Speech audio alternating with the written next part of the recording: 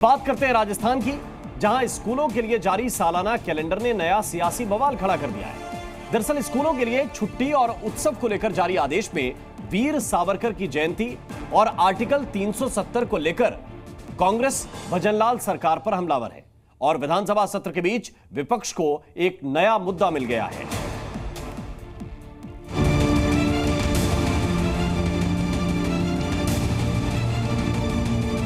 राजस्थान की भजनलाल सरकार में नई रार। शिविरा पंचांग को लेकर छिड़ी सियासी दंगल।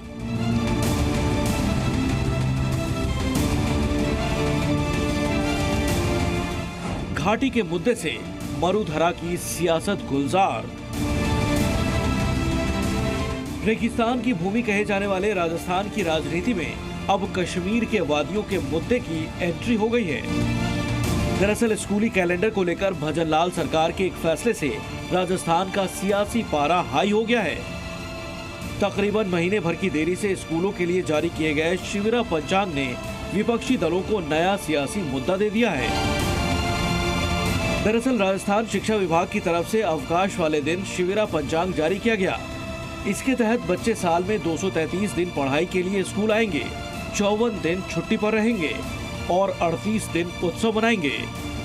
इन 38 दिनों में से 28 मई को वीर सावरकर की जयंती तो 5 अगस्त को कश्मीर से धारा 370 के हटाए जाने का उत्सव मनाया जाएगा।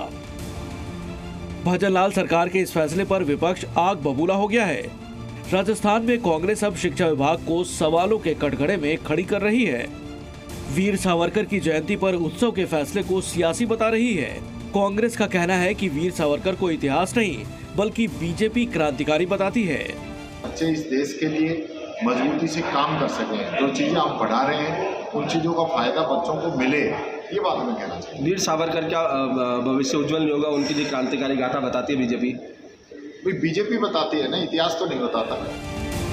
वहीं कांग्रेस के एक और विधायक ने बीजेपी की मानसिकता और कार्यशैली पर सवाल उठाए हैं।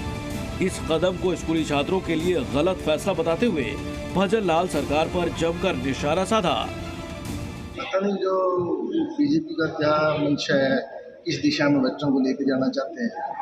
इनकी मंशा ही नहीं है, जो जिन्होंने इस देश के लिए कुर्बानियाँ दी हैं वो सिलेबस हटा रहे हैं और अपना ही सिलेबस ला के बच्चों को दिशा खराब करने की ओर लेके जा रहे हैं। एक तरफ कांग्रेस बीजेपी की भजनलाल सरकार को घेरने की कोशिश में लगी है, तो वहीं बीजेपी और राष्ट्रीय शिक्षक संघ इसके समर्थन में हैं। वीर सावरकर की कुर्बानियों को प्रेरणादायक बता रही हैं और धारा 370 के फैसले को ऐतिहासिक। यह भारत के जो सिलेबस है बच्चों का, उसके लिए तो ये बहुत ही आवश्यक है। बच्चों को ये पता चलना चाहिए कि एक ही देश में दो प्रकार का कानून कैसे लागू किया जा सकता है, दो प्रकार के झंडे कैसे लागू किए जा सकते हैं। जाहिर है राजस्थान विधानसभा में बजट सत्र के बीच इस नई बहस ने मुद्दा ही बदल दिया है और इस मुद्दे को लेकर अब सदन में भी पक्ष और विपक्ष के बीच तनातनी बढ़ने के आसार हैं। ब्यूरो रिपोर्ट, जी मीडिया। और आइए अब आपको बताते हैं कि आखिर ये शिविरा पंचांग क्या होता है, जिस पर यह सारा सियासी बवाल शुरू हो चुका है। तो जानिए, शिविरा पंचांग स्कूलों के लिए जारी किया जाने वाला एक वार्षिक कैलेंडर है। इसके पंचांग के जरिए स्कूलों में छुट्टी और कार्य दिवस तय किए जाते हैं, यानी कि कितने दिन काम होना है और कितने दिन की स्कूलों के अंदर छुट्टी होगी, ये इसी पंचांग में होता है।